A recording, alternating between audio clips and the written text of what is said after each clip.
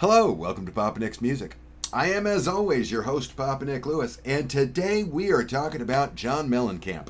Whether you know him as Johnny Cougar, John Cougar Mellencamp, or John Mellencamp, he's one of America's treasures as a songwriter. And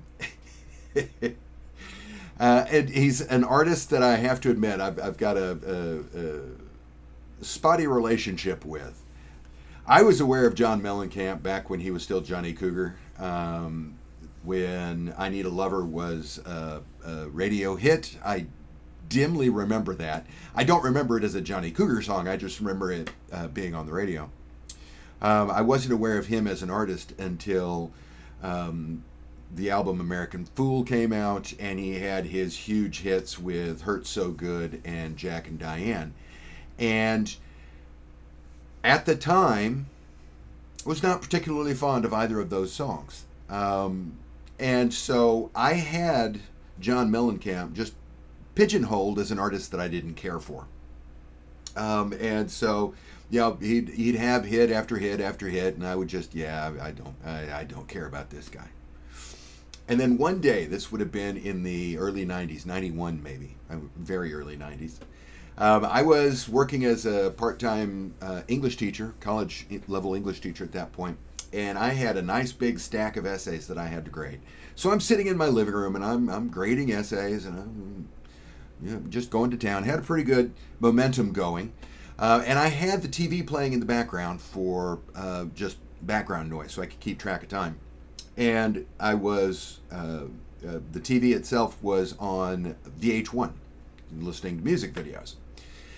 And they were doing a week of all our artists from A to Z. And I'm working along, and it gets to the John Cougar Mellencamp section. That was his name at the time, John Cougar Mellencamp.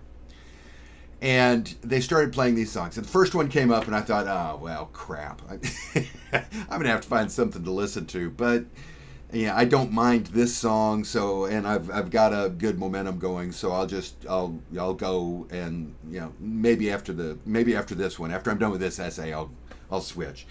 And the next song came on, and I was okay. I don't mind that one. Next one came on. Okay, I don't mind that one. Next one came on. Okay, I actually like that one. The next one came on, and I was sitting there for like a half hour, 40 minutes, listening to these songs and realizing that I actually liked most of them. The only ones that I didn't care for were those first two, Hurt So Good and Jack and Diane. And it was that day that I realized, oh, actually, I do kind of like John Cougar Mellencamp. And so I started going back and backfilling and listening to more of his music. And while I'm not going to go so far as to say he's one of my favorite musicians, I do have a great deal of respect for him as a songwriter, and I do like the bulk of his work. So we're going to take a couple of weeks. We're going to celebrate John Mellencamp here on Papa Nick's Music. This week we are going to rank his singles. Ooh, I've never done a single ranking video. This should be fun. Between 1979's I Need a Lover and 1996's Key West Intermezzo, I Saw You First, John Mellencamp had 22 top 40 singles. So I'm limiting myself to those singles. I'm not, just because he released it as a single, that doesn't mean it's going to be, this is just his top 40 according to the Billboard Top 100 singles. Okay? He's got 22 of them, and we are going to rank them. Before we get into that ranking, though, yep, subjectivity notice. We firmly believe here at Papa Nick's Music that there is no such thing as objectively good or objectively bad music. There is only music that I like and music that I do not. And as long as we keep that in mind, this is a wonderful conversation. It's entertaining, it's enlightening, it's fun, it's happiness and roses and sunshine. The conversation goes off the rails pretty quickly as soon as somebody starts insisting on being seen as objectively right, so let's not do that. I'm not saying that you will automatically by fiat agree with every decision I've made here. It's opinions. We've all got them, right? Cool. Perspective. Very important here at Papa Nick's Music. So, like I said, we've got 22 top 40 singles to rank here. We ready? Cool. Coming in at number 22, at the bottom of the heap, Okay, so the song itself is not bad. I mean, it's a good song. It's just not really what I want to hear, and that's 1994's Wild Night. The song itself is not bad, but it's a cover, and I don't care. I don't. You know. Number 22, Wild Night. Number 21, the song that kicked it all off, 1979's I Need a Lover. Even when I was young and this thing was popular the first time around, I thought it was a little on the piggish side as far as the lyric goes. The very long intro is, I mean, musically it's interesting to listen to. It sounds good, but it seems to be it's got that sense of overture to it, like this is going to be something special, and then it turns out to be a pretty simple piggy song. So that introduction to me creates an expectation that the song can't possibly live up to. So number 21, I Need a Lover. Okay, number 20. Should be no surprise. I've never cared for Hurt So Good. I didn't like it when it was out the first time. I still don't care much for it. So number 20 on my list of rankings is his first gold record, as far as I know. And that is 1982's Hurt So Good. And I'm going to go ahead and knock it out right here. Number 19, we got Jack and Diane. Never been particularly fond of that song either. I don't care that it's a gold record. I don't care. I know one of these two, they both hit the top 10. I believe one of them hit number 1 and the other one hit number 2 when they went out. I think Hurt So Good made it all the way up to number 2, and Jack and Diane made it up to number 1. If I'm wrong, there's a note down here explaining what the facts are. So these are undeniably among his more popular singles. They just never appealed much to me. So number 19, Jack and Diane. Little ditty. Yeah, right. From number 18 on, these are all songs that I actually like. These are songs that I will listen to voluntarily. I'm not just going to, hit the skip button on whatever the media player I have is. Number 18, from 1991. He was trying to get back to his rockin' roots when he released the album Whenever We Wanted, and the big single off of that was Get a Leg Up. And Get a Leg Up is not a bad song. It's just not a great one as far as the songwriting goes. It's got a nice beat to it, though. Number 18, Get a Leg Up. At number 17, we've got a single that was released off of Scarecrow. My note on my spreadsheet next to my camera here. Nice Scarecrow guitar sounds, but not one of his better lyrics. Hand to Hold On To musically, I like. It's just, for me, the real artistry in a John Mellencamp song comes in the lyrics, because when he wants to be, he is a fantastic lyricist. Hand to Hold On To just doesn't get there. But the song itself is nice. So, number 17, Hand to Hold On To. Number 16, same kind of thing here. I like the music, but the lyrics, I think, are... and that is another one of his big hits. Small Town from 1985 was a huge hit for him, and I mean, not a bad song. I mean, I like the song. I just don't think it's one of his better ones. Number 16, Small Town.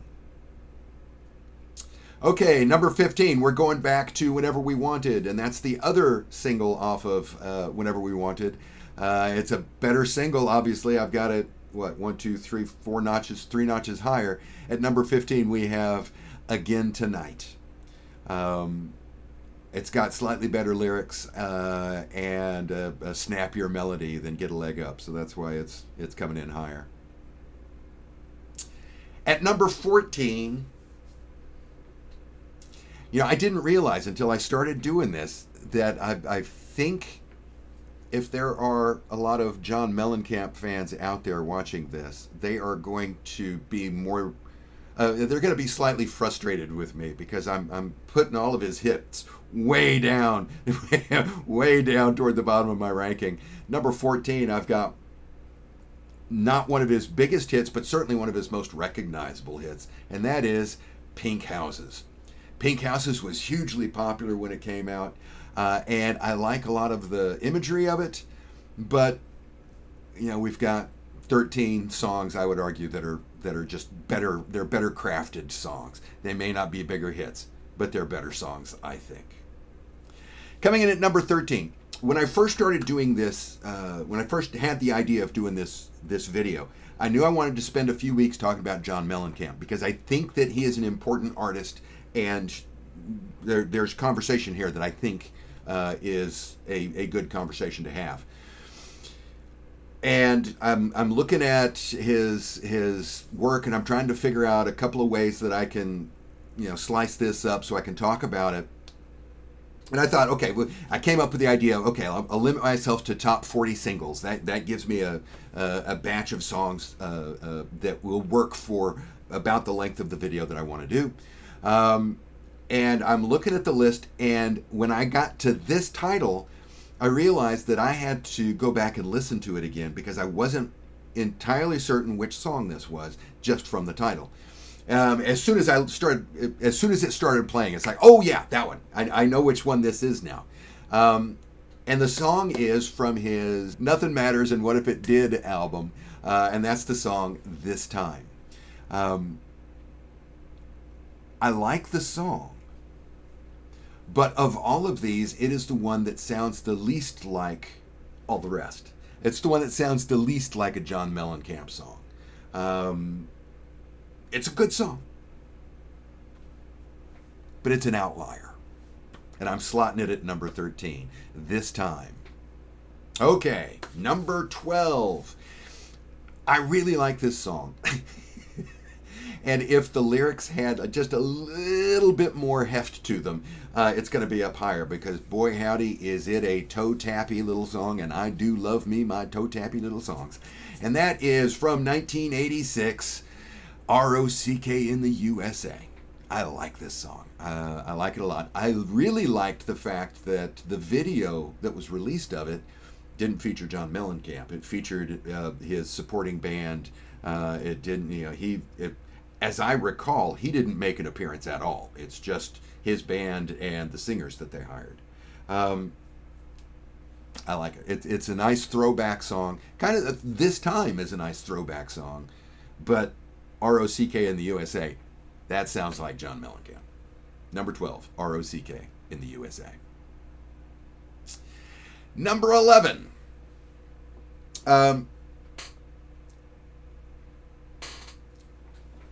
Okay, so I'm just writing off the fact that I've pissed off a lot of people by putting Jack and Diane and Small Town and Pink Houses as far down on the list as I have. And I just assume I'm going to piss those folks off again because of the comment that I'm about to make for my number 11. I mean, number 11 out of 22. That's not bad. I like the song, don't get me wrong. But from 1986, Rain on the Scarecrow. I think Scarecrow's a wonderful album. Don't get me wrong. I think Rain on the Scarecrow is a fantastic song. And I think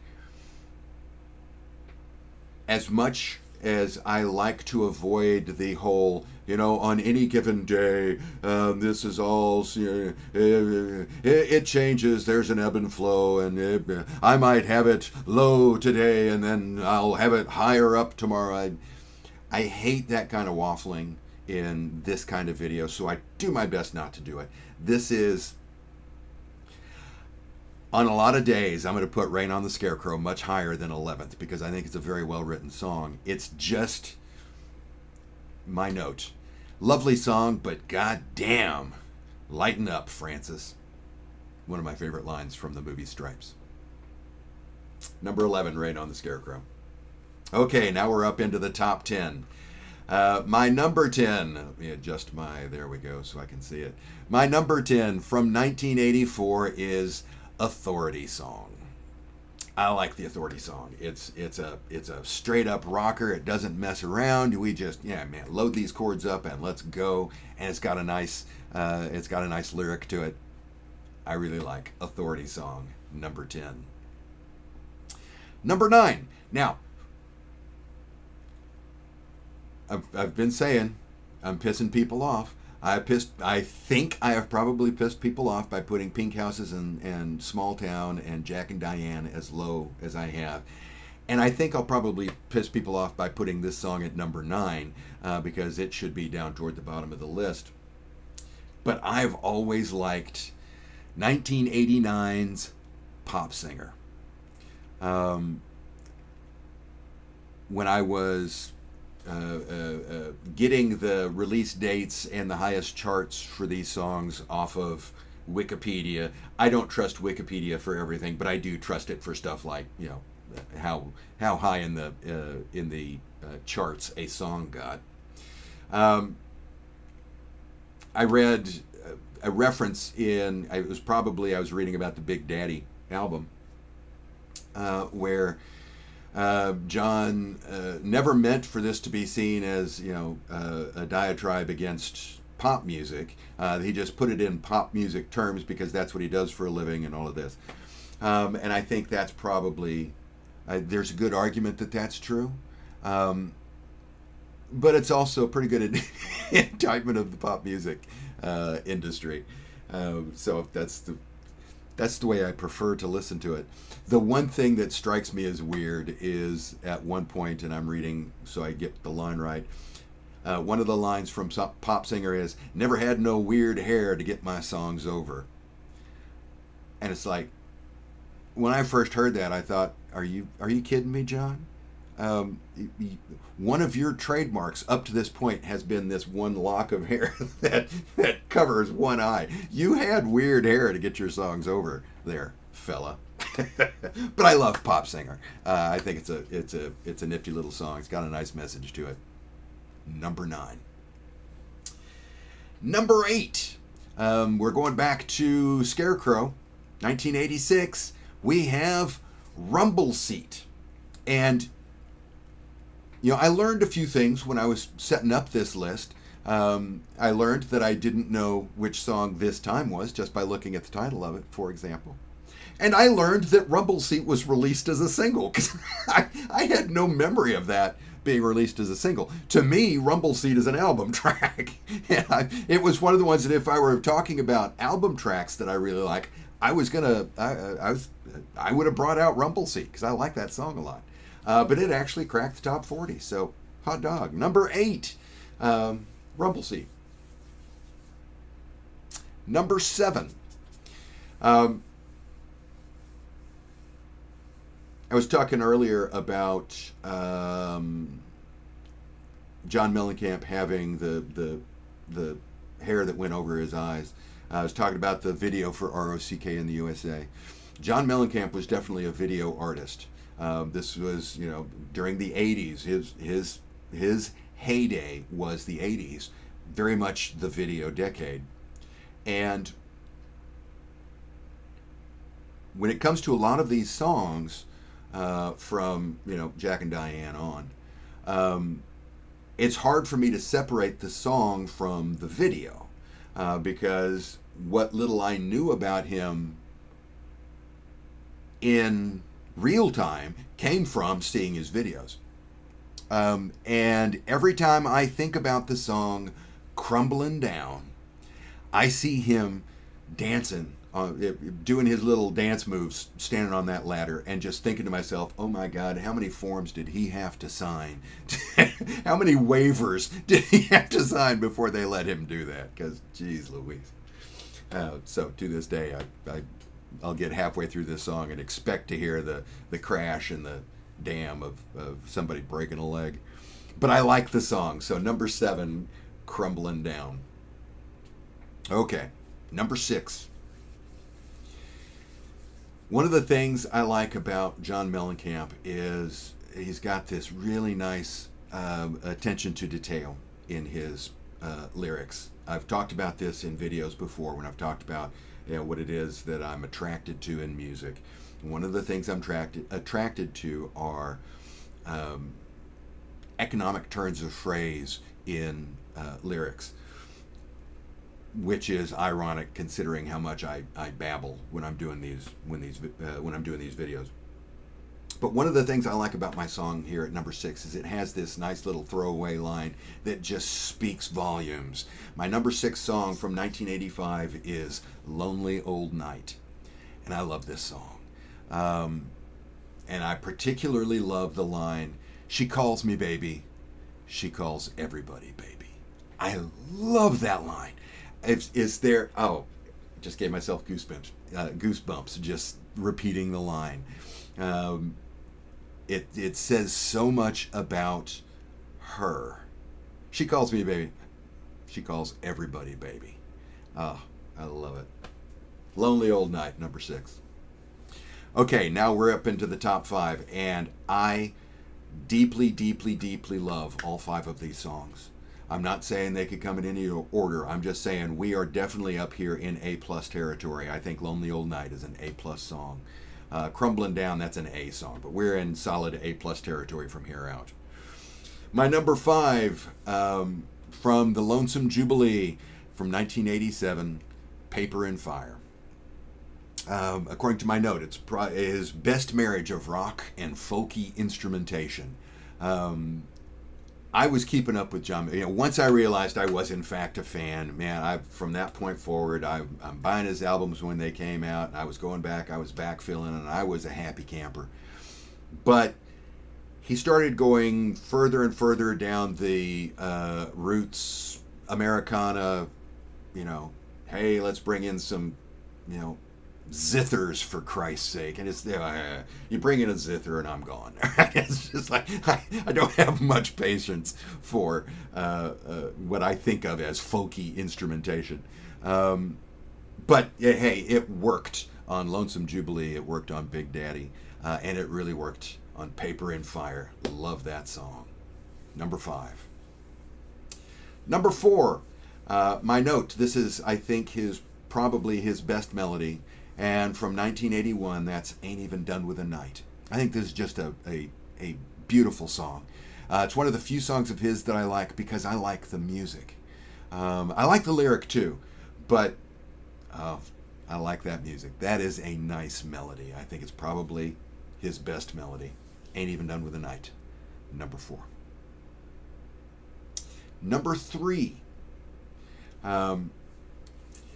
There is a good chance that coming soon to a YouTube channel near you, there's going to be a nice long explication of this song, so I'm going to limit myself today. My number 3 song from 1996, his last top 40 charting single, Key West Intermezzo, I Saw You First. I love this song. I think this song it's the exemplar of why I like John Mellencamp as a lyric writer. It's just a lovely story of me, the girl, and my friend Gypsy Scotty. And every line of every verse advances the plot. It's just fantastic. I love Key West Intermezzo.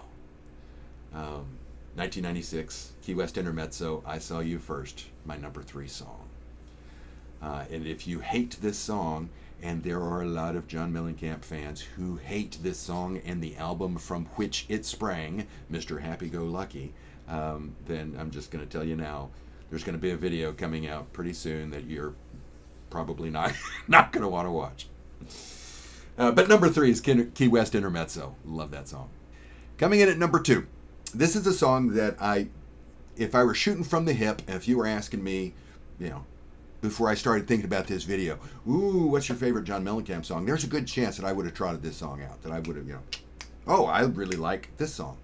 And it's only when I stop and I look at the whole bunch of them, when I look at all of the songs that he's done, that I realize there's another song I like better. But this one, for some reason, it's always right up there at the top, and it always seems to want to be number 1.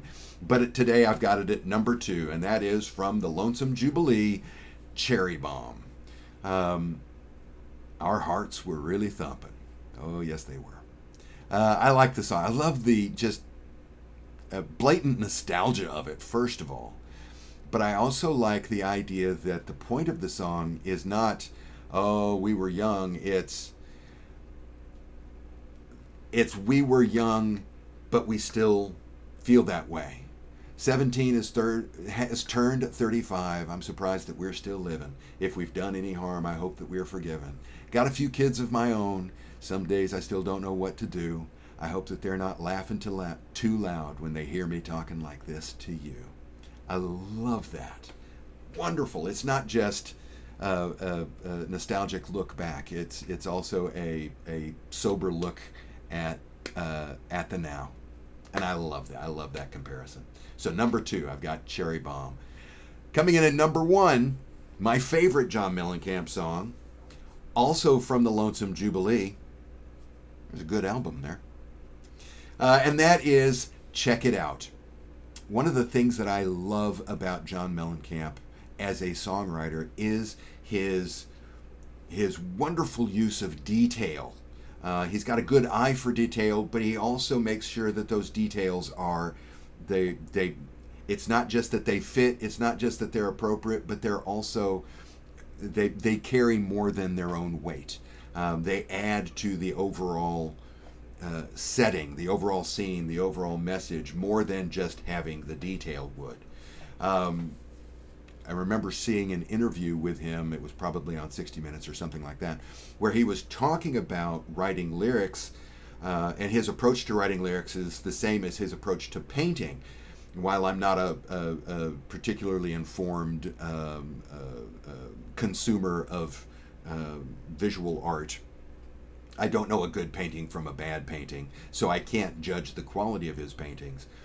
But I did respond, or I did recognize what he was talking about when he was talking how, you know, with brush strokes and with the use of small bits of color, you could, the whole thing has to work together. You know, you might be in up close and you see a certain line or a certain color that just doesn't seem right, but then if you pull back, you see that it actually does blend in, that it actually does participate. It helps create the whole.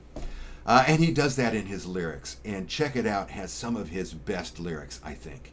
I'm particularly impressed by the lines like, "You can't tell your best buddy that you love him," right? We're talking about the whole point of the song is, you know, there are things that we believe that make our lives valuable, but there are all these other things that we still can't do. You can be in the best situation in your life, but you can't tell your best buddy that you love him, right? There's rules. We got to follow those rules. Sleeping with your back to your loved one. This is all that we've learned about happiness. Man, is that's poetry, my friends. That is poetry. And that's why I like Check It Out, and that's why Check It Out is my number 1 song out of his top 40 charting singles. So, what do you think? Do you agree? Do you disagree? Drop that comment down below. I always love hearing from you. And I do. If you're really pissed off at me because I heaped scorn upon Jack and Diane, but I like Key West Intermezzo, what the hell is wrong with me? I want to hear from you. If you enjoyed the video, and I hope you did, I would appreciate it if you'd click the like button. If you do click the like button while you're down there, go ahead and click the subscribe button. Hey, it's free. You might as well. And if you do subscribe, click the bell for notifications. The YouTube folks appreciate that, so I, in turn, appreciate it as well. Thanks again for watching, and I hope that the rest of your day is invigorating. See you soon.